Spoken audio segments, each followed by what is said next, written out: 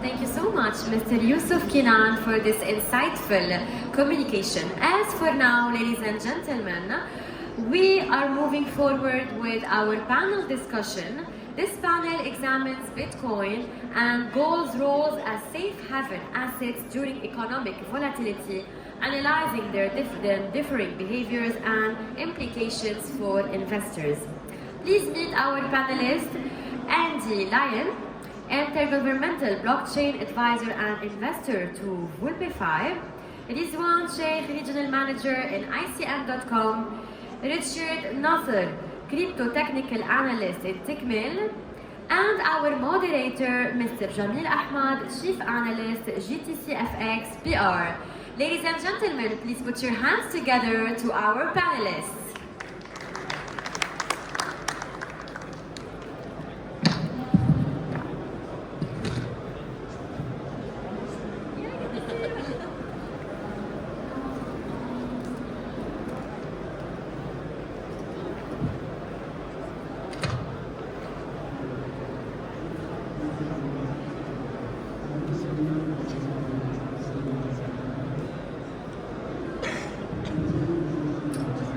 Hi everybody, and good afternoon, and welcome to our panel session where we're going to be discussing Bitcoin and gold as safe haven. We're going to be discussing some of the recent financial market moves following what has been such a really exciting period of global financial market volatility. We're also going to discuss a little bit about the controversial view that Bitcoin can be considered as an alternative safe haven asset. And then we're going to provide a little bit of an overview towards what types of themes in global financial markets, including Bitcoin and gold, we should be looking out for moving forward. So the first thing I'd like to do is thank our panelists for their contributions. Thank you for taking the time today to join us, and I am going to break straight into it. So thank you guys for taking the time to provide your insights and contributions towards such an exciting topic. My first question to each of you, in light of this topic on Bitcoin versus gold, is whether you think that Bitcoin can be considered as an alternative asset of safety. And I will start with you, please, Andy. Hi everyone. I think it's definitely one of the more reliable alternative right now. You know, if you look at the this market cap right now for global assets, I think we are probably top 5 or top 6 right now, you know, in terms of market cap. And why this is getting a lot more traction than before is quite obvious, because institutions, you know, are really stepping up, you know, to look at Bitcoin at another level. You know, BlackRock is coming in, changing the narrative, telling the client to buy and so forth. I think that is a really big sign that we are doing very well, you know, for Bitcoin at least.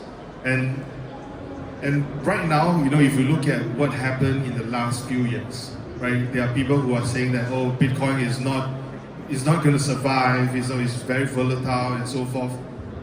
Well, look at it right now, you know, it just passed the all-time high as we speak. So it says a lot, you know, for the last 10 years. So I started my journey in 2013, and then going full-time in the space in 2017. I think the whole narrative and the whole journey right now, you know, I think has been really different, you know. So I must say, since we have a lot of different adoption coming from the institutions, it must be the next best alternative investment or asset that we can find right now. Okay, so we have a Bitcoin enthusiast and a crypto enthusiast with us, and I will now pass over to Rizwan. Do you think that Bitcoin can be considered as an alternative asset of safety? Hello everyone. I think when we compare gold versus Bitcoin, so gold is having a long history in terms of economical turmoil and geopolitical. When you compare historical data, so gold gives this case, their case is solid case. But Bitcoin started 2009, and there is some challenges as well in terms of regulation, in terms of technological advancement. It will take time to be as a safe haven asset, to be honest. So I think we need more time with Bitcoin, at least 10 to 15 years, and then it can be considered a safe haven.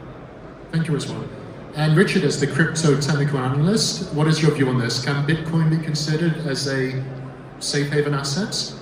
Hello, Jameel. Thank you for hosting this amazing session. Hi, everyone. To answer Andy's claim, it's now fifth as biggest market cap was. So gold is first, blah, blah, blah, 5 Bitcoin. We're planning for Bitcoin to be first, hopefully, in like 10 years maybe. For Riz, Bitcoin doesn't ask for any permission, it just works. So it's a safe haven, and it's in terms of safety because it has a fixed supply. No one can freeze it, no one can control it, no one can take it from you. The blockchain hasn't been hacked ever. If you want to store big amounts of gold, you will need banks or vaults, creating counterparty risk. It might be stolen, it might be blah, blah, blah. While for Bitcoin, you don't need a bank, you are your own bank. That's true. Yesterday I was here, I did a quick survey. I asked people, random people, 21, which one do you prefer, Bitcoin or gold? And 17 answered Bitcoin.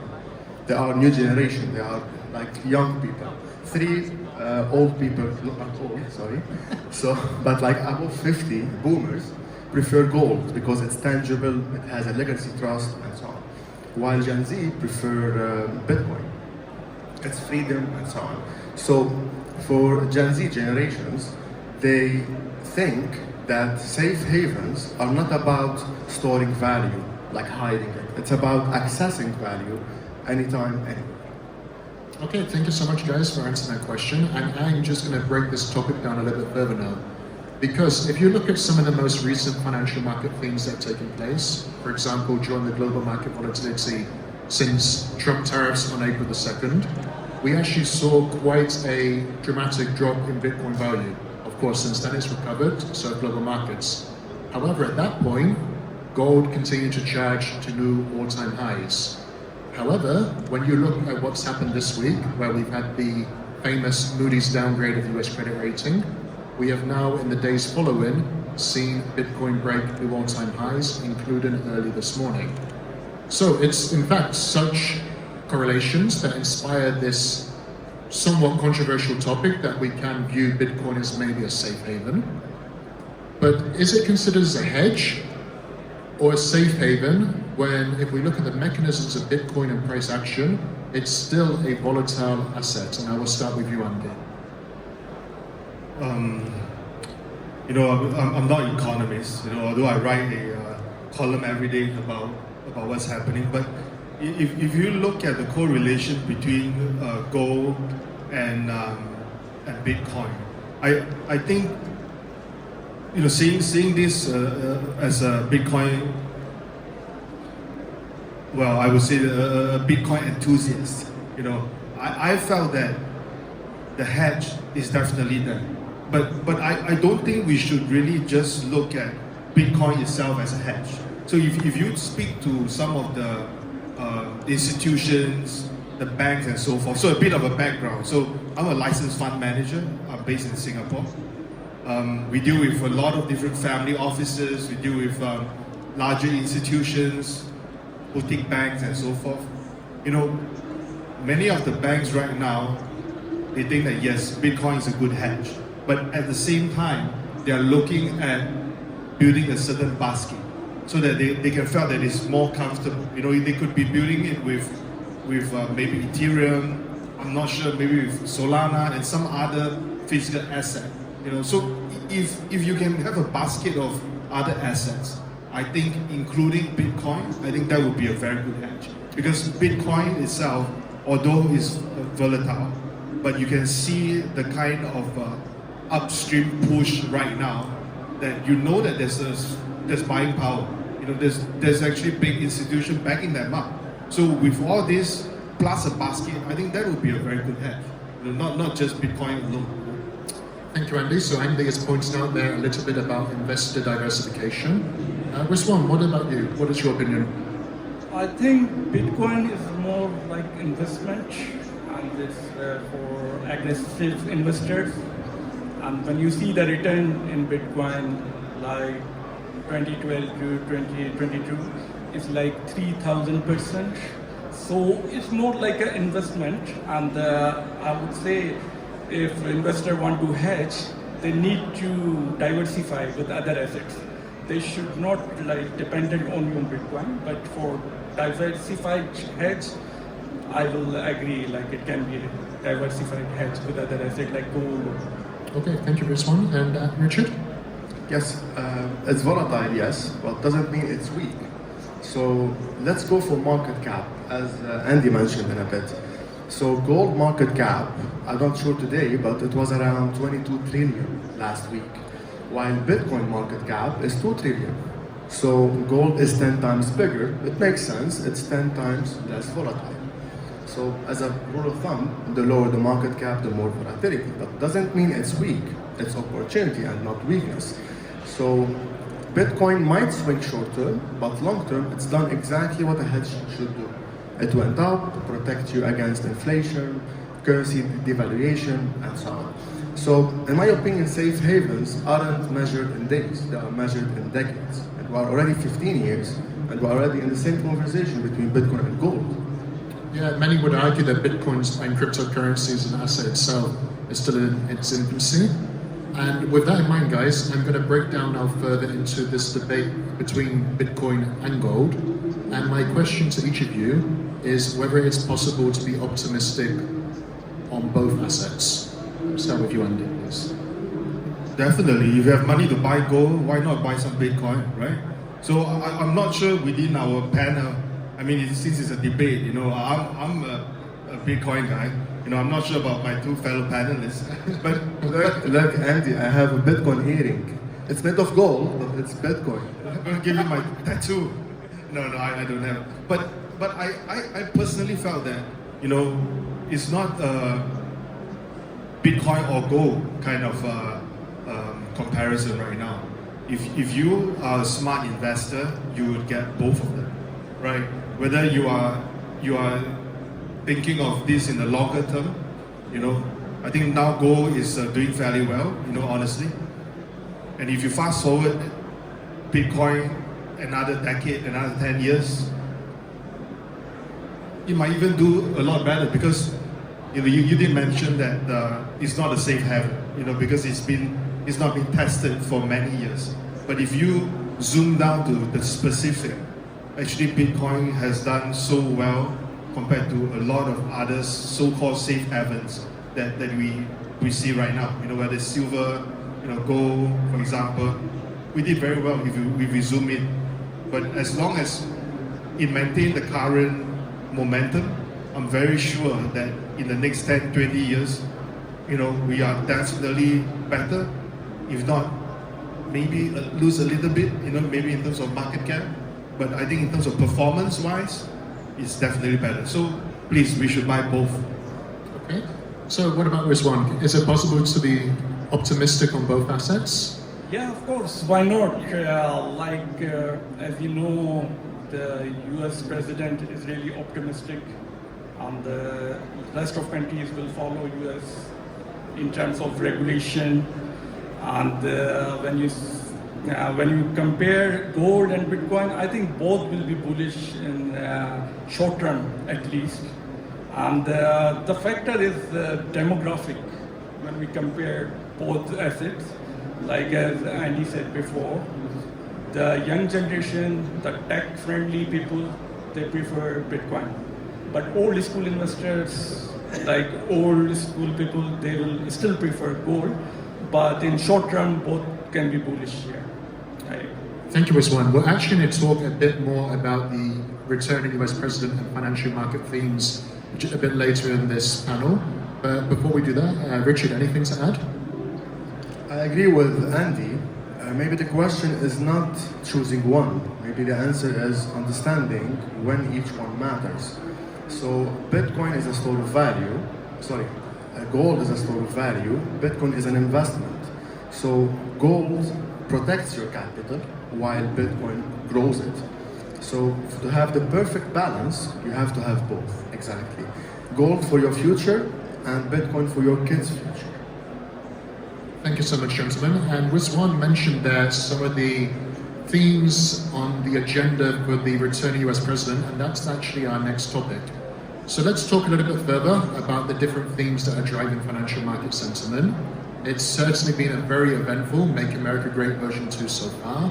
We've gone from threatening an all-out economic trade war to even threatening the public position of the Federal Reserve Chair, Jerome Powell, as the leader of the United States Central Bank. So my question to each of you is, are there any particular themes that any of you are watching more closely? And I think one of you might be mentioning the upcoming crypto bill. And I will start with you, Andy. Crypto bill. I'm a little bit more crazy, you know. Instead of just looking at what the politicians are trying to gear us towards, you know, I want to look at things that are more fun. You know, for example, you know, today there is a Trump dinner, right? There's a Trump dinner. So one of my portfolio company, I'm closely working with them. It's called MEMCORE, MEMECORE. They are the second largest holder of the Trump coin, right? And they are all being invited to be part of the dinner, right? So my questions to all my small community, you know, is that, do you think such a dinner would have an impact, you know, to the coin itself, to the Bitcoin itself, to the Trump coin itself, and in general to the whole crypto market? You know, my answer to them is yes, it will, because all these really small, little fun events can actually trigger a lot more retail attention, you know, as compared to, oh, you know, the CPI is down, you know, the Fed is doing this and that. Not so much, you know, but all these small events become a really good trigger point for institutions, market makers, and also the retail guys to come in together to speculate. So I think that could be a fun thing to look at, instead of just looking at, oh, you know, what's CNN is going to say, right? So if we are in the crypto space together, we should look at some of these crypto events that are specifically kind of curated, you know, for us to look at and speculate, right? So that's my few cents worth. Thank you so much, Andy. Rizwan, which financial market themes are you watching? I think geopolitically, de-dollarization is the main factor for near mid to short term. Because when the like big economies like China, like India, Russia, they are moving away from USD. So it will affect, and the people will be more into Bitcoin and alternative way of cross-border payments. And other is the trade settlement expected in near future between US, China. And I think it will be a great event to watch in terms of Bitcoin volatility and gold. Thank you so much. You know, this topic of de-dollarization is something that in the lead up to the November 2024 presidential elections, Trump did threaten that if anybody did try to destabilize the dollar's role, that they would come under pressure. And in fact, when it comes to dollarization itself, we've now seen expectations and headlines about the role of the dollar and its demise since roughly the 1970s. So let's see if the dollar's run is coming to an end. But Richard, what are your views? What are you watching in terms of financial market views? I agree with Riz, because people are trying to shift from the USD, like BRICS, and everything is going on and so on. This will get more attention to gold, Bitcoin, and so on. So alternative assets. Regarding Andy, which is fun, but not to me, because I remember when Trump coin got listed and everyone went crazy. Like 20 people, I woke up, it was during my sleep, I woke up for 20 people. How do I buy Trump coin? One of them I didn't see for like 20 years. This is good. Driving in more people, fresh version people from crypto to crypto. So, which is something good. But in my opinion, I follow the big money, which is ETFs, Bitcoin reserves. So the US started with the strategic Bitcoin reserve, which is something good. ETFs bring money, bring inflows, volume, and so on. This is what we want to see, and this is what we saw for Bitcoin in the last couple of months after approving the first ETF. So gold ETF in 2004 made gold surge by 700% in 7 years. So BTC ETF just was a couple of months ago, and we're already up, I don't know by how much. So, and this is just year one. So expect what we can expect in the future. Thank you so much, gentlemen. And now we're going to talk a little bit further about the global markets volatility that we experienced in the early stages of April throughout that month, where many global assets slumped. And to be fair, it wasn't just cryptocurrencies and Nasr, also global financial markets too. However, on this debate about gold versus Bitcoin as a safe haven, gold will be remembered as a winner with that precious metal during that period hit an all-time high after all-time high. So why do you gentlemen think that it might be possible that gold appreciated so much during that financial market volatility, but Bitcoin was not in the investor flavor at that time? And I'll start with you, Andy. Well, again, I'm not an economist, and sorry I didn't read the questions, but my take is this, it all depends on who is the one holding on to the Bitcoin and gold, right? Because right now, if you look at the market in general, and the gold has been around for decades, a lot of powerhouses are actually holding on to gold, right? They could always do a different kind of manipulation, to the price because they hold a lot of the gold, right? Versus right now, Bitcoin is just in the beginning, right? So I sometimes felt that, even for the topic, it's not fair to really look at the comparison between gold and Bitcoin, to be really honest. And if we go back to the earlier things that I've touched on, as long as we zoom into specific times, I still felt that Bitcoin has a larger return on investment compared to what gold is. And we should not just zoom into the times in April where gold is in the all-time high and Bitcoin is still trying to build up the upstream, for in terms of price. So this is one thing that I really want to highlight. Then the second thing is, again, gold ETFs have done very well, throughout the years and years and years. Bitcoin is also trying to catch up, and also many other ETFs are going to be launched, in the American market and so forth. We will see more price pumps, to be very honest. But I have a school of thought as well. Sometimes we as I believe everybody is a crypto guy, right? Yeah, right. Okay. So sometimes you just remember this. We kept complaining that the fiat guys has kind of screwed us up. And then why in the hell are we talking about ETFs, to be honest? Because we will fall back into the zone where things can be much, much more manipulated, right? Just a school of thoughts, just trying to make this sound a little bit more debatable, So, 2 cents worth, yeah. Thank you, Andy. And Rizwan? I think volatility is the main factor in this event you mentioned in your question.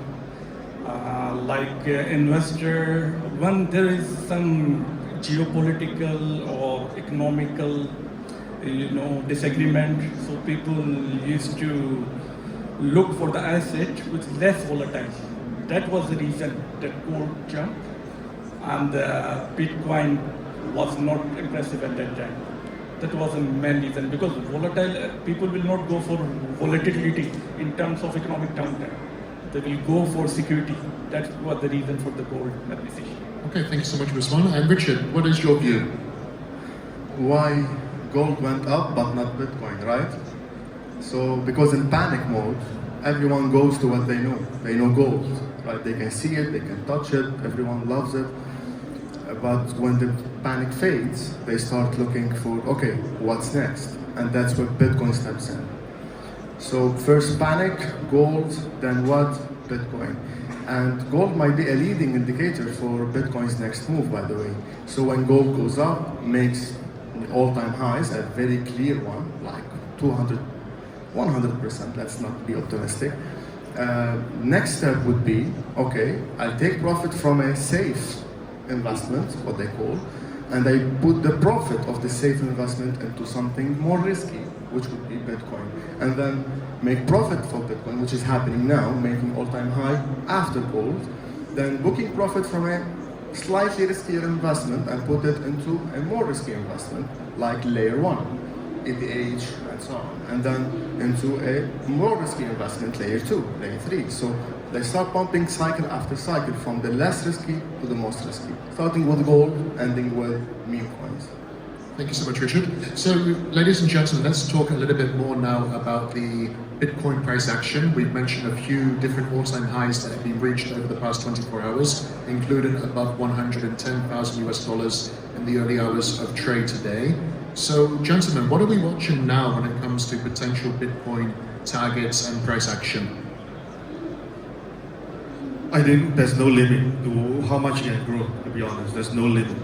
But I wrote an article a few days ago, that you would likely, this year, I think would likely go between 150 to 160,000, based on what I see from the market. But things change really fast, for Bitcoin. And that's the fun part, because today, maybe Michael is going to come in and say, Michael Saylor is going to come in and say he's going to buy more, right? Or maybe Tether, Palo is coming in to say that they are going to increase their Bitcoin treasury, for example.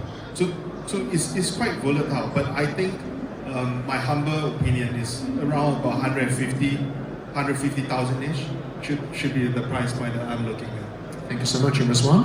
I would be really bullish in Bitcoin, and next level would be around 115,000 and next 120,000 in coming next 2-3 months. And when we see like price action in gold, it would be around 3,700, 3,900 easily, because as per geopolitical situation and trade agreements and all that. So both assets will be bullish in short term. Okay, thank you so much. And Richard, as the technical analyst, any expectations for price action? I wish I can share the chart. This is what I love. You will see me talking like 10 years. So for BTC, we've rejected the low bound of the wedge pattern. We are trading into a rising broadening wedge, which would be getting extended every single time on every impulse and correction. I'm trying to show you by my hands. So currently we are breaking above the all-time high, which is the correction, now done. We broke the all-time high, which is the upper bound of the range. I'm expecting 135 to be exact, which would be intersecting with the upper trend line of this wedge pattern, which I demonstrated. And then we might have a big correction, might be a bad event, exchange getting bankrupt. I don't know, I don't predict the future. But this is short term, like a couple of months, we'll be seeing 135, hopefully. And then for the end of cycle, I've made a big, long article. You can search about me and you can see it. I compared the previous cycles, halving, all-time high, how many percentage, blah, blah, blah. Long story short, I'm seeing 268. I know it's exact 268.5, but we'll see. Thank you so much, guys. So, one of the campaign pledges that the returning United States President made before he won the November 2024 presidential elections was that he would make America the crypto capital of the world. As fears around potential trade wars and some other elements start to fade in financial markets, we're starting to see a little bit more, I would say, headlines returning towards this campaign pledge about making America the crypto capital of the world. So would you guys be of the opinion that maybe this is also what's driving price sentiment with the all-time highs that Bitcoin's making this week? I think it's quite bullish, the kind of statement that he has made. I mentioned about the dinner. If you are on X, for example, Justin Sun is actually now in US, touring US, and also getting himself prepared to be at the dinner itself. So since America is open to famous guys like him, which means I think the regulations are really very clear. They are very open right now. Just come in, let's move the market. So I personally think that, this is a journey of making crypto great again in America, and of course for everyone. Okay, and Rizwan? Yeah, I would agree. This was a big factor, like when the government level announced policies in terms of crypto regulation, and still they are facing challenge how to tax crypto investors. So this will be win-win situation for the governments, because if they tax crypto investors, the revenue will be increased, as well as innovation will be coming around. And I think this was a main factor for US politics and all in its campaign. He mentioned about the crypto. So right now what we are seeing in the price level, this can be one of the main factor. Thank you so much, Rizwan. And Richard, is it the campaign pledge towards making America the crypto capital of the world that's inspiring some recent price action? Yes and no, because people at the beginning of his, I don't know how to call it, crown, right? When he became president, so they were expecting the price to go skyrocketing in the second, which didn't happen. Instead, they took profit, they made, I'll remain polite, I will not say big words, but they made the price go down on purpose for them to buy cheaper and so on. But now, since they are lowering tariffs, it's driving optimism back in the market. People were pessimistic. If you watch the Fear and Greed Index, you see it at all-time lows a couple of weeks ago. Now we are in greed. Next will be extreme greed, and then we'll be pushing lower all the way back in. So anyway, now greed, 135K for Bitcoin, extreme greed, and panic, go down again. Anyway, now we are no longer in a fear phase, we are in the change phase. Everything is changing, fear is done, we bought gold, went up, made all-time high. Now we are changing a lot of things in the US and worldwide. So when there is change, people look for control. When there is fear, they look for safety, gold. Now they're looking for control, and Bitcoin gives control. Gold is where you run to in a time of fear, but Bitcoin is where you run through. Thank you so much, gentlemen. And actually, our next topic, we're going to talk a little bit more about gold. And gold, although it went up as much as 30% throughout 2025 already, actually it had a very stellar 2024 as well. So what are the other topics and what are the themes that have helped drive gold price action over the past 18 months or so? John, what has been a phenomenal and a historic run, why it's nearly doubled in value? I'll start with Richard. Yep. The main ones are central banks buying Bitcoin, buying gold. I always say Bitcoin. So central banks buying gold like crazy. So especially Russia and China. That's the main reason why we drove gold this much higher. The second one is inflation. The third one was tariffs that Trump made potential wars, which is now cooling off. Happy for that. But the main reason, in my opinion, which drove gold like crazy, which we didn't see previously, is wars. So this past year, we had war between, of course, in the Middle East. This is the one that I felt. But we had wars between China and Taiwan, between Russia and Ukraine, Pakistan and India lately. What else? We had one more war, I forgot which one. So wars is what drive panic, fears. So people run to something they know, something they can protect them from. Because if we have wars in countries, which means cash is no longer valuable. So this is why gold went up like crazy, because of all of these wars. Yeah, there's multiple different factors and themes that some would argue that drove the gold run, including institutions and central banks as well, loaded up on gold reserves, concerns over Chinese economic growth, and improving retail demand for gold as a physical asset. With that in mind, guys, do anybody else have any more contribution towards what drove gold over the past 18 months? I think about gold, I would agree with Rich that the central bank buying was the main reason, and the second is like price stability in the gold.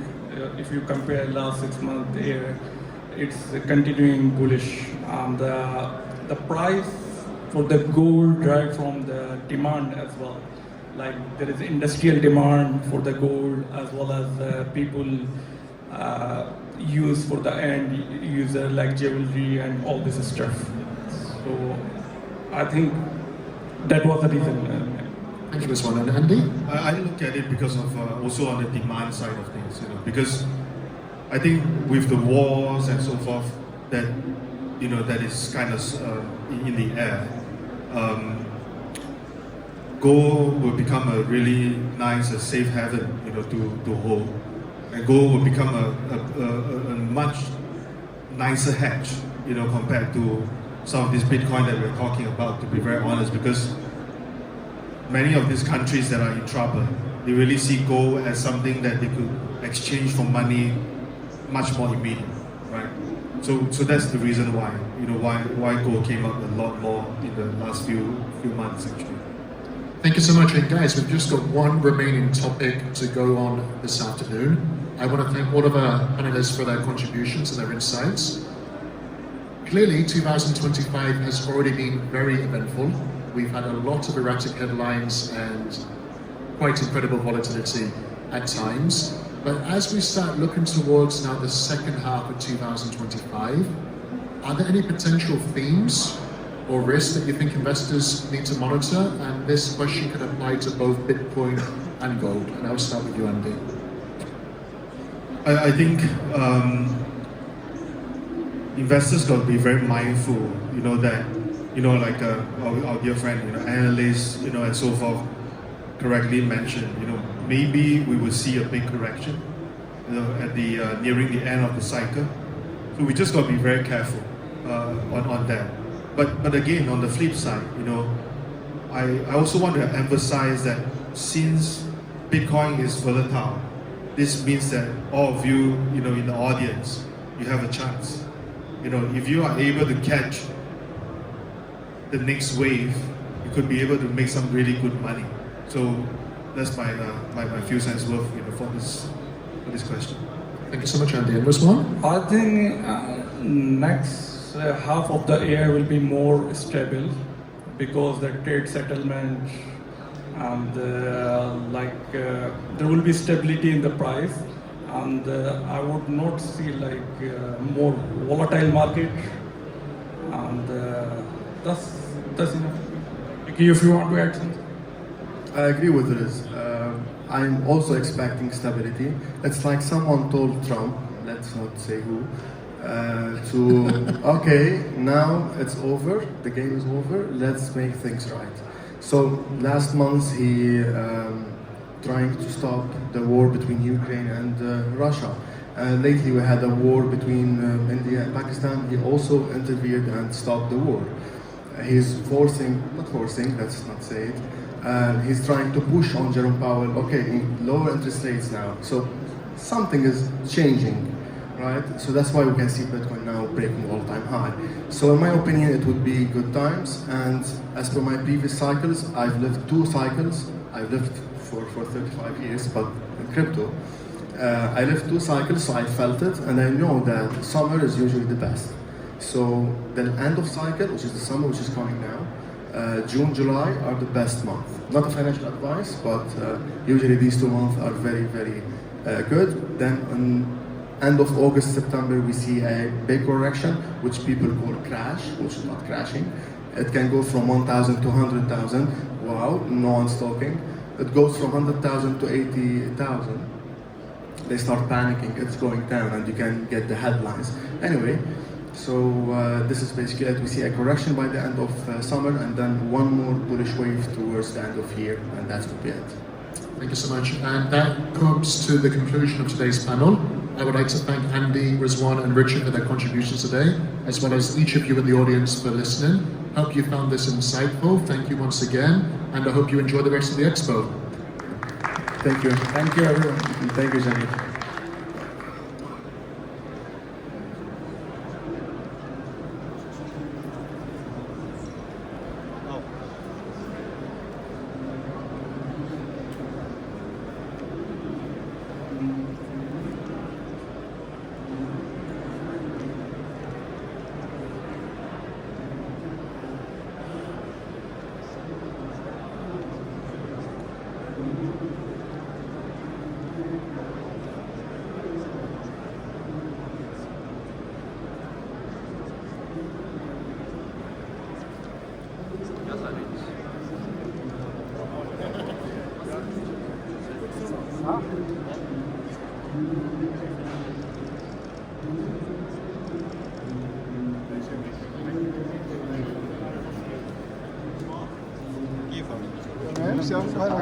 Good.